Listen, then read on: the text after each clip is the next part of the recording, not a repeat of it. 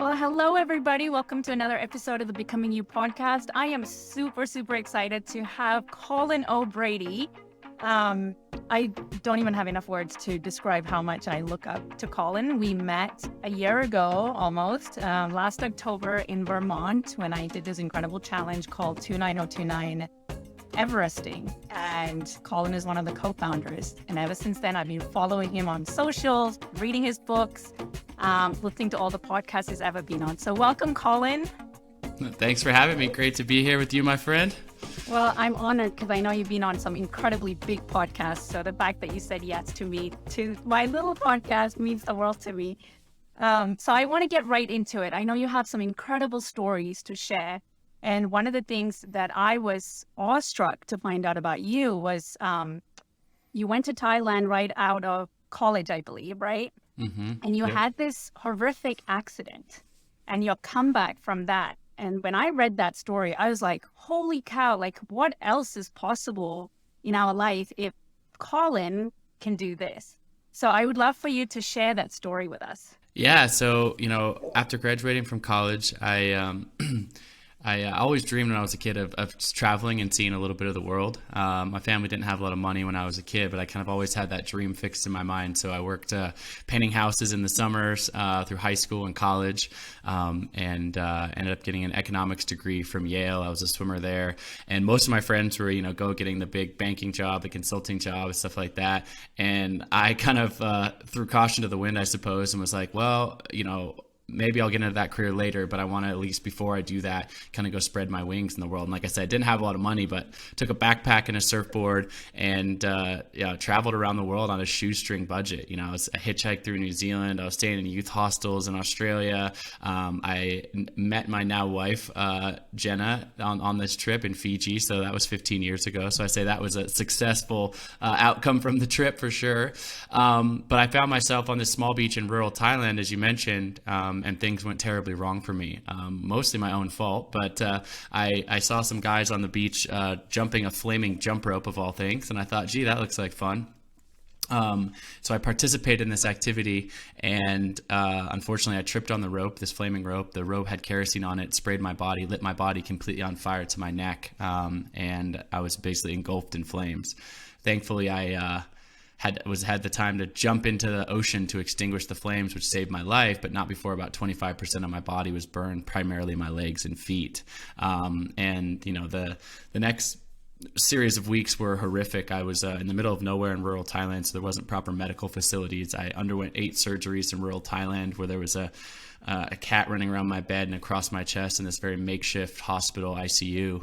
And the worst part about it, of course, the physical pain was immense, but the emotional pain was even worse when the doctor walked in and he said, "Hey, Colin, you'll probably never walk again normally." And thankfully, I have a mother who's an incredible woman who really rescued me from the despair of this moment. I was really negatively downward spiraling in my mind, just thinking my life's never going to be the same. But she came in and she just wrapped me in this kind of enveloped me in love and positivity and grace. She tells me now that she was just as afraid, pleading with the doctors for good news in the hallways, but she never showed me that fear. And she dared me to dream about the future, saying, "What do you want to do when you get out of here? Let's set a goal."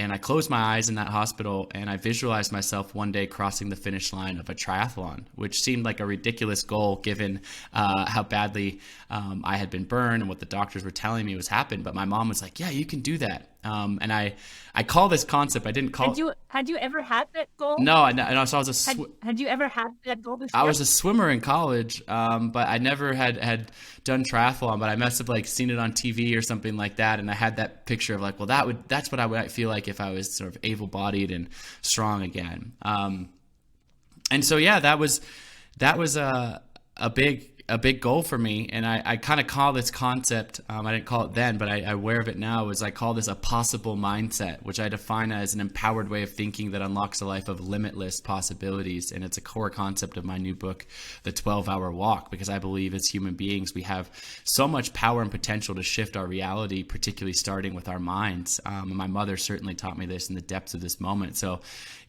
flash forward, I finally flew back to the United States. I was carried on and off the plane. I was placed in a wheelchair when I got home. There was a long road to recovery of literally learning how to take my first steps and my second steps again. And then eventually I moved to Chicago and took a job out there and signed up for the Chicago Triathlon honoring this goal. And I completed the Chicago Triathlon just 18 months after being burned in this fire. And to my complete and utter surprise, I didn't just complete the race. I actually won the entire Chicago Triathlon, pacing first out of nearly 4,000 or 5,000 other participants on that day. But for me, the moral of that story, isn't like, oh, wow, it turns out I'm a great athlete. Like, that's not it. It's that we have these moments in life. They're these crossroad moments. And really, it doesn't matter who you are, rich or poor, young, old, etc. Life is going to throw curveballs at you at some point. You're going to be challenged by certain things. But it's up to us. We actually get to choose how we react to that. Are we going to lean into the fear and have that paralyze us, or are we going to lean into the love? Are we going to see this as an insurmountable obstacle, or are we going to see this as a huge opportunity for growth? And all this was certainly one of the lowest moments of my entire life.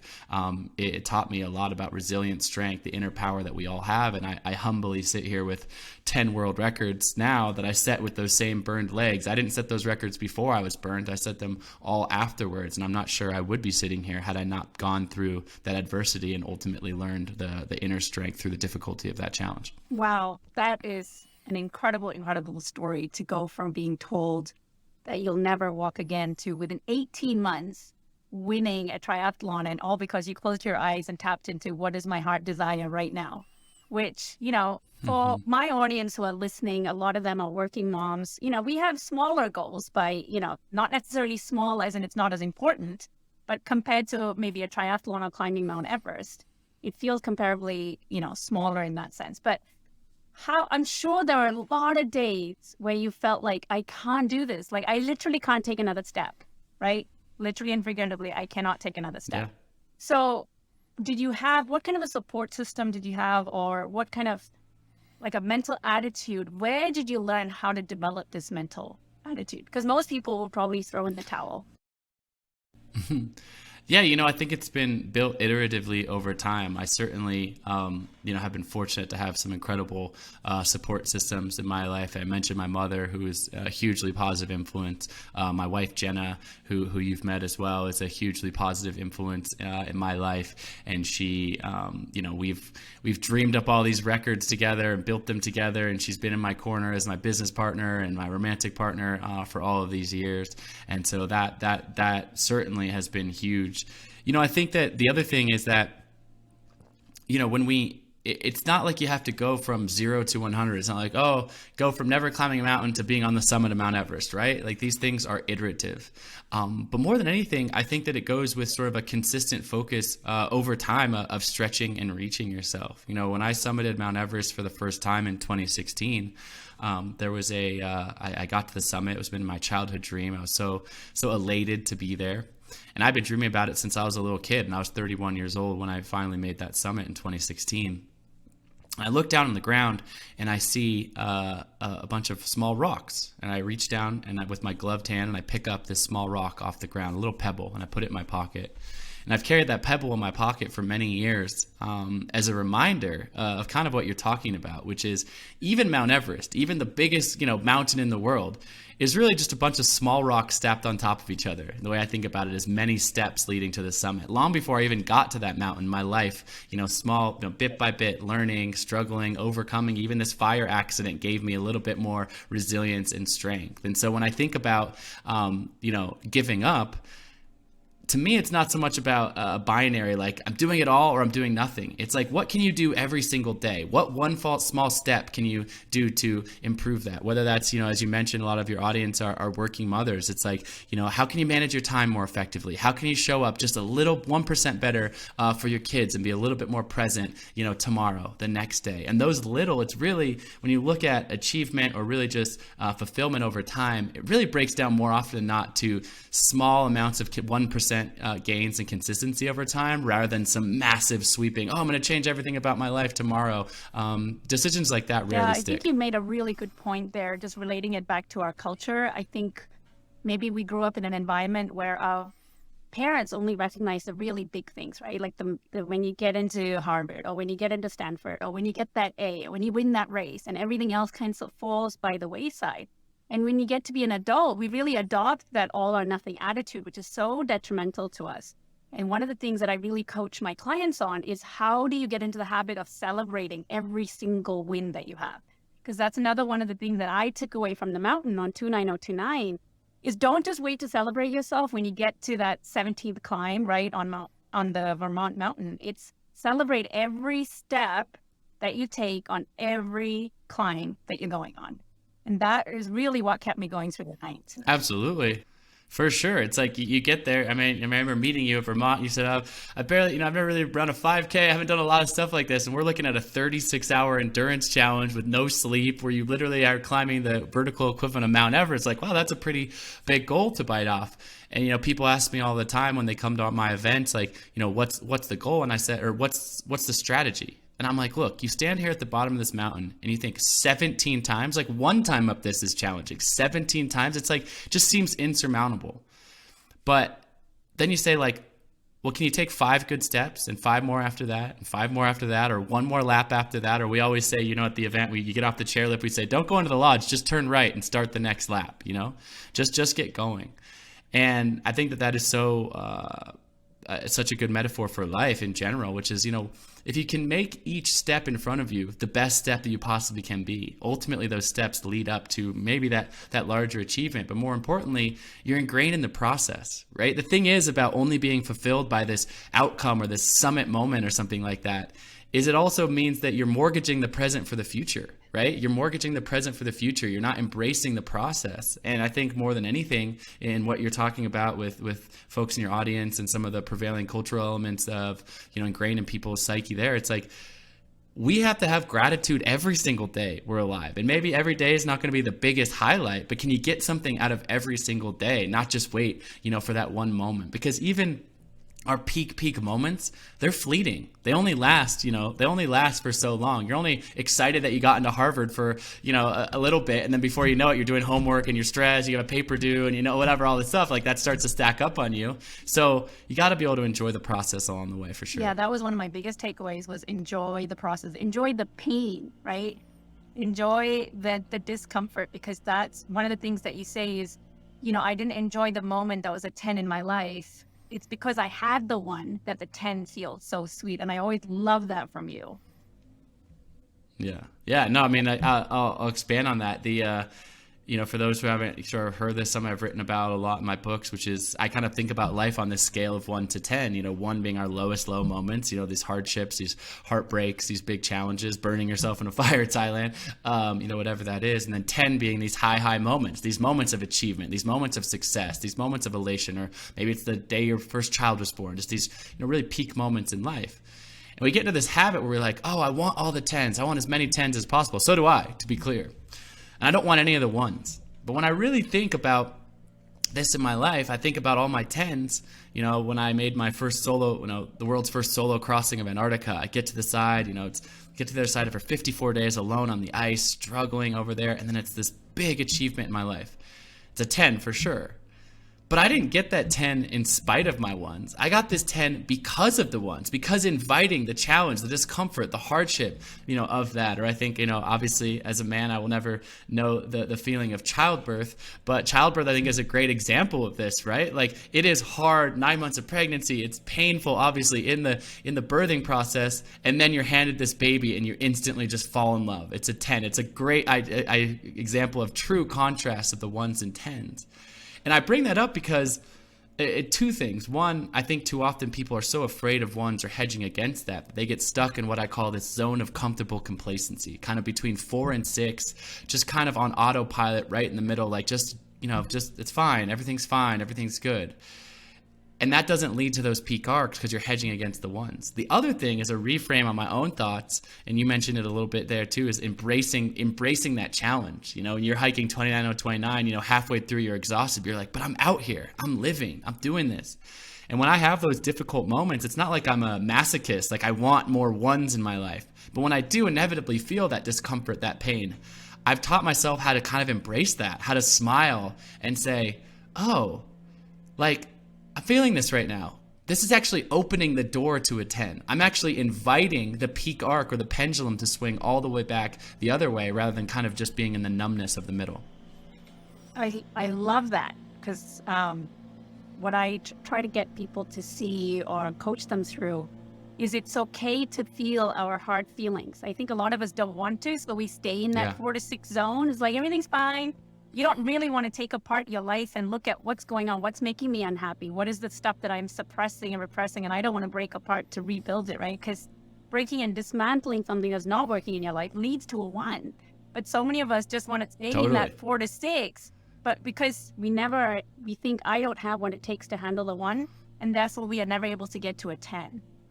And I always make this kind of a silly analogy, but it's like you're sitting around your house and you're like, oh man, I'd love a kitchen remodel. I'd like our kitchen. We haven't been updated in 20 years. Wanted a kitchen remodel. And like, yeah, everyone wants whatever it is for your granite countertops, the new appliances, all that stuff. But what do you do first to get a new kitchen? You rip everything out, right? You have no plumbing, you have no sink. You rip the floors up, whatever. The first thing you do to actually get to a finished product that you want is to excavate, to rip that out. And I think that's exactly what you're saying in a emotional context is you kind of got to, knock down a few walls first to excavate to actually end up at a better outcome in the long run. Absolutely.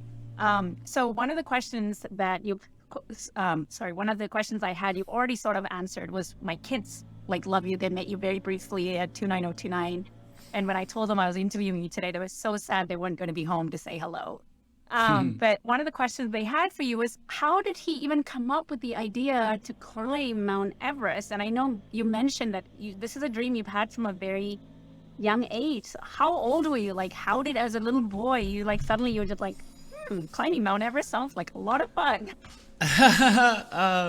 Yeah, again, my mother had a really significant influence in me, I think. She's been interviewed many times. Of course, people wonder with the things that I've done that are inherently risky, your son's climbed Everest twice, or he's been out there alone in Antarctica by himself for 1,000 miles. You must be worried as a mother.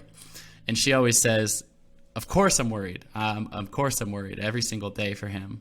She goes, but careful what you wish for when you whisper into your kid's ear every single day from the day they're born that they can achieve anything they set their mind to. So my mother really instilled that in me from a young age, and not just in that Thai hospital when she had me visualize, a positive outcome given that negativity, but really throughout my entire life, of daring me to dream greatly and to really embrace that. There was a moment in my life when I was 7 years old, and my mother said, we're watching the Olympics on TV. We're watching the Olympics in Barcelona, the 1992 Olympics. And I'm really excited. I'm really into it. It's like the first time that I'm old enough to kind of comprehend what's going on. I'm watching all the different sports, the track and field and the swimming comes on. And I'm really enchanted with this American swimmer by the name of Pablo Morales. And I think probably NBC did some, little background short documentary, I'm fascinated by his life and his personality. And then it's the 100 butterfly race and he wins the gold medal. And I'm jumping up and down around my house, running around and all this. And like I said, I came from a fairly low income background, but we're watching the Olympics on the other side of the world. It's in Spain. I'm in my living room in Portland, Oregon. And my mom was like, wow, you seem really into this. And I was like, yeah, I want to swim in the Olympics one day. And, kids, say all sorts of stuff. And that's what I love about being around kids. They actually, I believe that we're all born with that possible mindset. We're born in believing in limitless possibilities. But my mom did an extraordinary job of taking that one step further. I mean, we're in a place where I barely traveled out of the state of Oregon at this time. I'm watching, Barcelona, Spain. It's an abstract concept on the other side of the planet on television. But my mom goes, oh, well, let's just talk about if you were to be an Olympic swimmer, Colin. What's the peak age? What age are these guys on TV? Oh, they're 25 years old. Okay, well, I'm 7. Okay, well, what year would that be? Okay, that would be, maybe the 2008 Olympics. So it's walking me through an entire process of actually grounding it and making it real, even though, of course, it's abstract. My mom's just allowing me to dream and think about this. And honestly, I signed up for swim team at 7 years old, and I swam all the way through my college years at Yale. So obviously that set me on a path, and I didn't quite make the Olympics, but I had a lot of joy from that pursuit. And so Everest really, in a same sense, I can't remember the exact moment, but I remember as a kid at some point, coming across some books about, the explorers and what's the tallest mountain in the world. And my mom just had a great way of being like, oh, what's the tallest mountain in the world? Not just by leaving it there. It's oh, people climb that. Oh, would you want, just kind of inviting the curiosity of that, not pushing me towards it necessarily, but listening and reacting to me sort of reacting to this and then being like, huh. And so from a young age, it was always kind of fixed in my mind as a curiosity. Also, where I grew up in Portland, Oregon, I'm not sure if you spent any time there, but Mount Hood is a snow-capped mountain that's just outside the city. So from the city limits, you actually look at this beautiful snowy volcano, which is where I learned to ski and things like that. And so it's like, oh, it seems like a very big mountain, and it's 11,000 feet. It's full of snow. It's massive because at Portland, you're in sea level. And to even imagine, be like, oh, there's a mountain out there that's 3 times as big as this. That just lit up my imagination. I was like, someday, somehow, I want to go see that. Oh my gosh, that is incredible. I love the stories you've shared about how your mother used to parent, because I'm always looking for ways that I can parent better. And I want my kids, everybody wants their kids to be big dreamers and go after their dreams. But a lot of times we don't have the practical tools of how do I get my children to keep dreaming, because at some point that just drops off, right? Mm-hmm. So maybe I should have your mom on my show and ask her. You bet she'd be great guest. And I think what's also, I think that I have been very fortunate in the sense of, you mentioned earlier that, perhaps culturally with some of your listeners and maybe your own experience, that you're kind of living out somebody else's dreams, your own parents' dreams for you, their expectations of success or what that looked like. And I sit here having had created a lot of abundance, a lot of financial success in my life, and, just a lot of success through whatever my world records and things like that. But there were a number of different points in my life where I made a turn that was not the obvious thing to do. As I mentioned, I'm graduating from Yale with this economics degree, and I say to my friends, my family, I'm actually going to go travel around the world with nothing. And like, what are you talking about? You're not going to go get like this banking job? And in the short run, I sacrificed a lot of, financial success. I sacrificed the ability to get on, quote unquote, this sort of beaten path. But I was able to sit into my own heart and be like, that was not speaking to me in my heart. And I quite honestly, there was some pressure from other people, but my parents, and to their credit, something I've really reflected on, didn't force me into that. Didn't say, what are you talking about, Colin? We grew up in a low-income environment. You're getting offered X salary, which is a credible amount of money for anybody, let alone someone who's 21, 22 years old. Like, you've made it. You did it. Now go take advantage of that. But they were like, okay, even though they helped me, get through college and stuff, they weren't like, go get a job tomorrow. And giving me that freedom and flexibility to grow. I think there's these inflection points in our lives. I think the early 20s is one of them. I think there's other inflection points for sure. But it's like, it's pretty hard to know exactly what you want to be forever when you're at that age, right? And I'm not saying, go bum around the world forever and ever and ever. But I am saying I do fully believe that I've ended up where I am because certain moments in my life I've been willing to say, and had the support of people around me to say, let me think about this for a second. Let me catch my breath. Let me go experience something different, whether that's for a few months before committing to something. And you and I both know this because we've seen it play out many, many, many times, is you make a decision when you're 22 years old about some career and you wake up and you're 65 years old and you're still doing it. But you never really asked yourself why. The opening chapter of my new book, The 12-Hour Walk, is really about this concept. And I won't tell the whole story, but to paraphrase, I end up giving a speech, and I'm in a room of 8 of the most successful Wall Street bankers in the world, and billionaire investors, hedge fund managers, etc. We get in this conversation. The average age in the room is 65 to 75, and I asked them this question. They're asking me about my expeditions and what's it like in Antarctica and Everest and all this.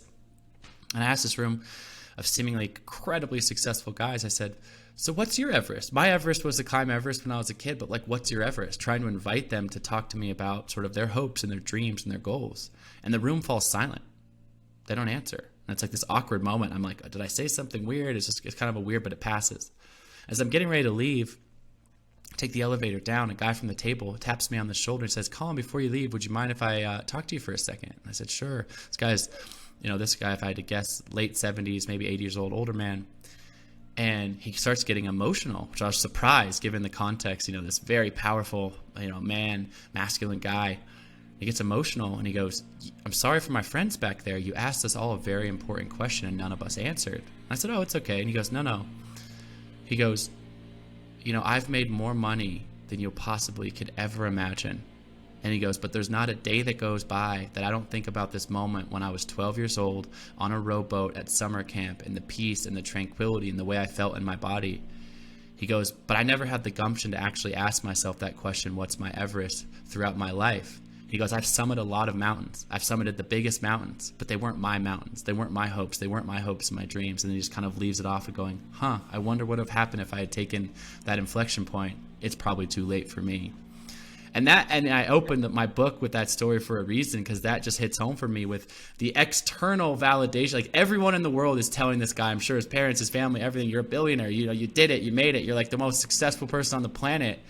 And there was something inside of him saying, but I live somebody else's life. And look, it's not to vilify money. I mean, that is a great pursuit. That's a valuable pursuit. And I'm grateful for the financial success and abundance I've created in my life.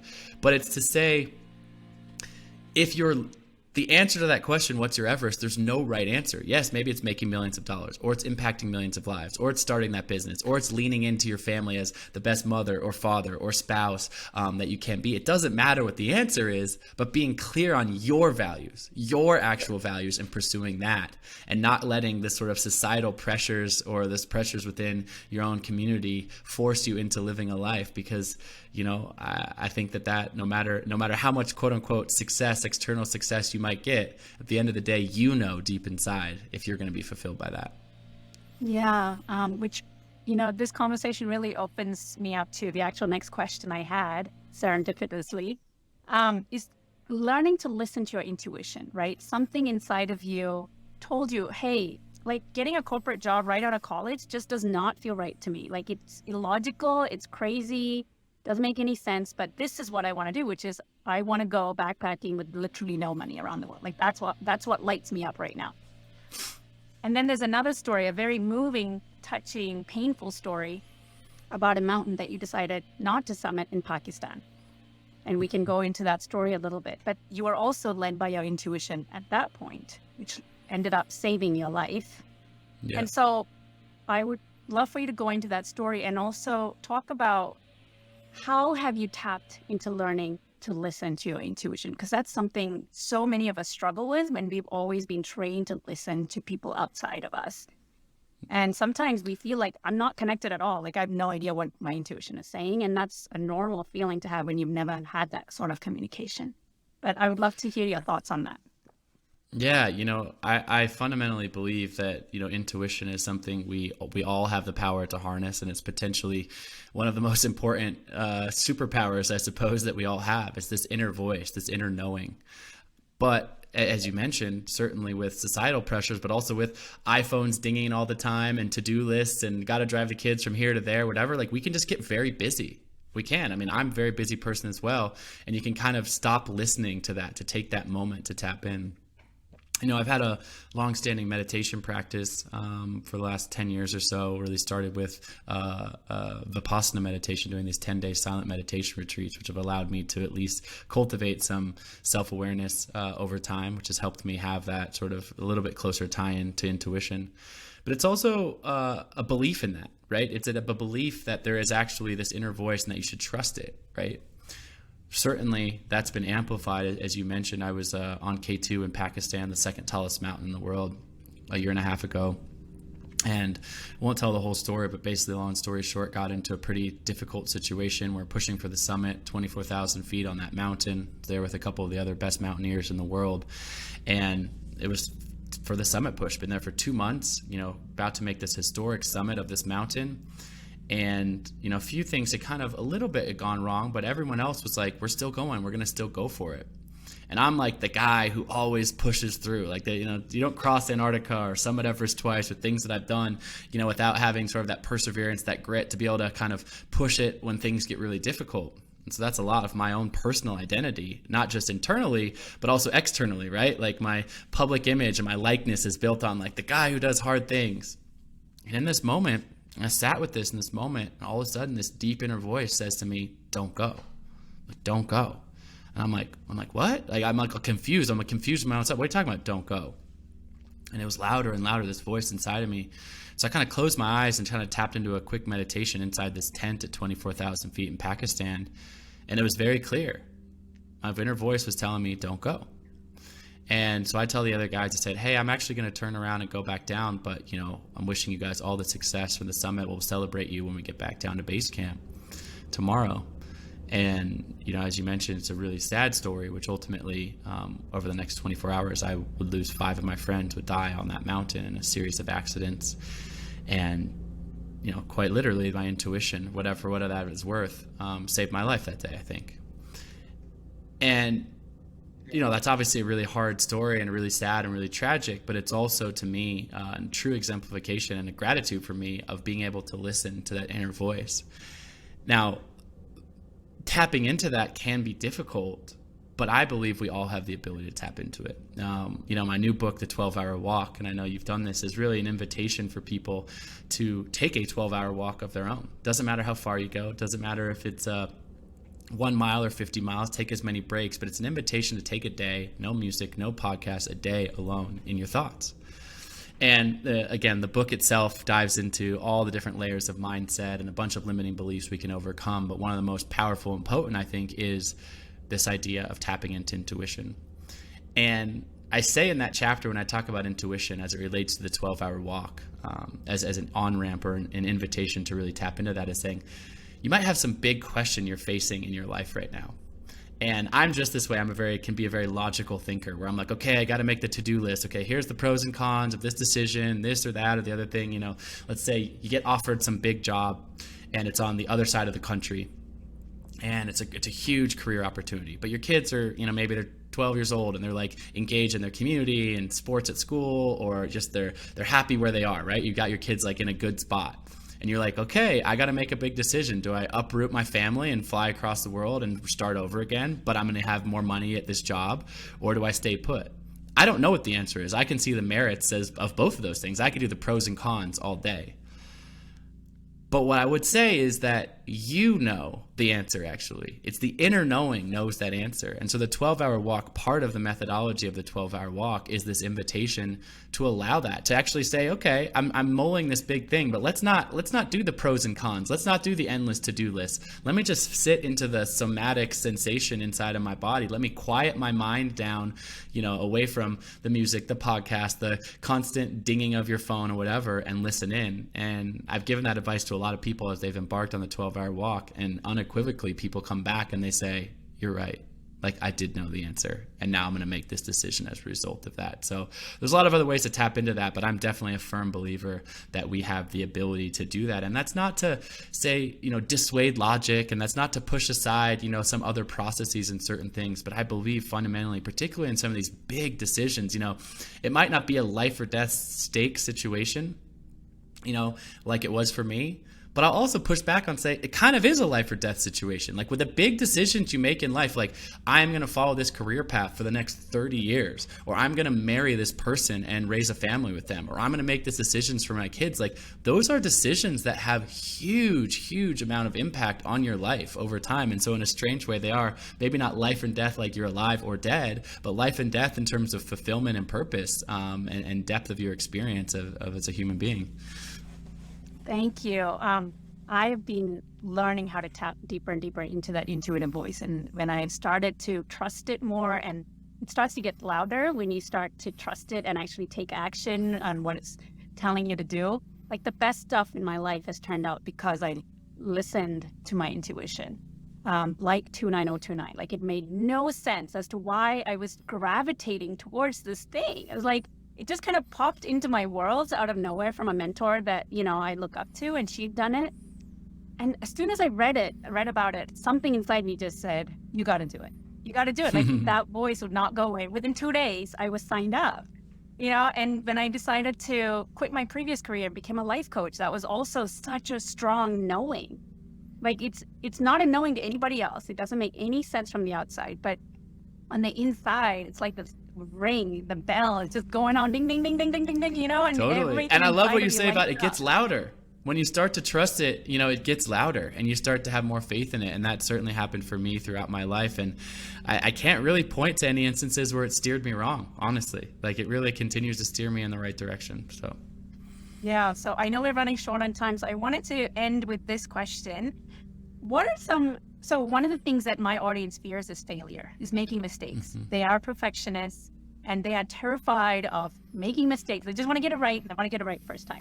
So I would love for you to share any examples of where you've actually made mistakes, failed, and fallen and scraped your knees and decided, no, I'm just going to keep going anyway, because this is meant for me. Like, I don't care that I fell. And Yeah. so because I think it's great that you shared so many of your wow successes, but I also think it makes people feel like maybe I can do this too, because he or she has messed up and they managed to do it because they messed up.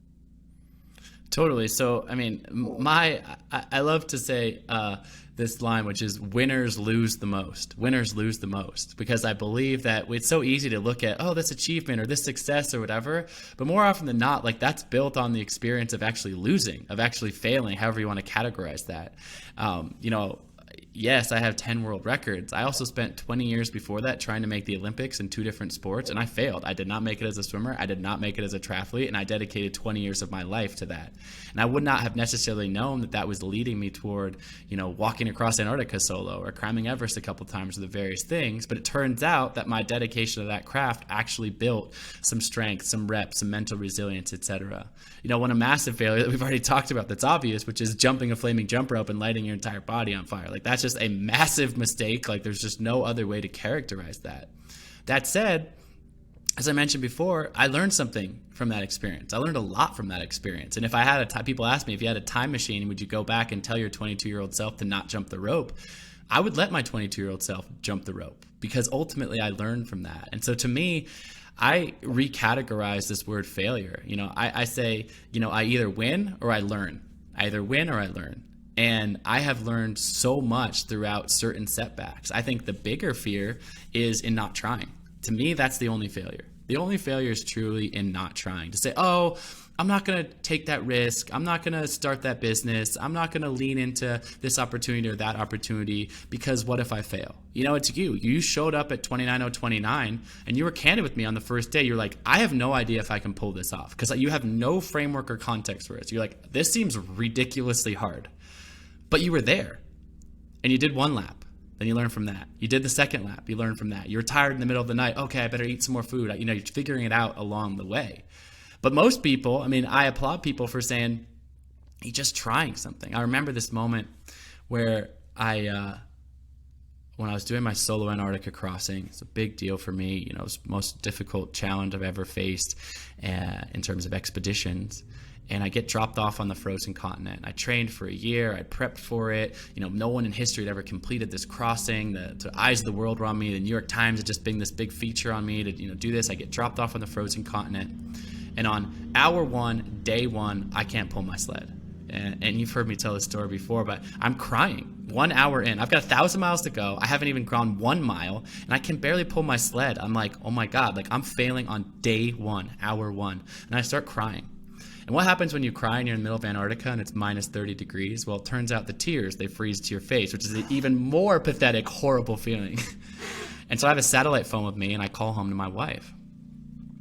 And I tell her the situation. I said, I can't believe I might fail right now, but like, this appears to be impossible. And she gave me a lot of words of wisdom and ultimately moved me through that process. But one of the most important things she said that I want to share in this moment is, she says to me, she goes, Colin, look around. And I was like, what do you mean? She goes, look around. Where are you? And I was like, I'm in the middle of Antarctica. You know where I am. She's like, exactly. You're in Antarctica. You know how many people talk about trying something or attempting a big goal or whatever? She's like, you're not going to fail right now. I know that about you. But even if you did fail right now, you actually got yourself down to Antarctica. You actually are trying to do the thing. 99.9% of people would never have even taken 1 step for it. Be proud of yourself. And that's an important reframe on this. Like, she's like, that's not a failure. The failure is the person sitting on their couch going, oh, I could have done this, but, I didn't feel like it or whatever. And so to me, I always encourage people, take that leap, seek that discomfort. It's not a failure. You're going to learn something along the way. And that learning, although it might not be obvious at the time, might build some strength or resilience or grit or some other type of learning that actually is going to allow you to get to the mountaintop that you're meant to climb later. Wow. Thank you so much, Colin. There's so many gold nuggets and such a powerful, powerful conversation. Thank you so much for your time. And I know you have a book that's out right now, so I would love for you to give it a shout out. I know you mentioned it a few times already during our conversation, but I would like to put the limelight on it right now. Yeah, the new book is called The 12-Hour Walk: Invest One Day, Conquer Your Mind, and Unlock Your Best Life. It's a book about mindset. It's a book about overcoming obstacles. And it's a book that ultimately is more than just a book. It's a global movement that invites people to take this one-day exercise. Visa has taken on this challenge, and it is a beautiful and illuminating experience. So with thousands and thousands of people from all over the world on every continent have participated in the 12-hour walk, and it's really fun to see the impact that it's having on people in just one day. So would be honored if you want to check the book out, and more importantly, take the walk itself. Oh, thank you, Colin, so much. I'm so grateful for your time and all your wisdom. All right, Thank folks, you. I'll catch you next time.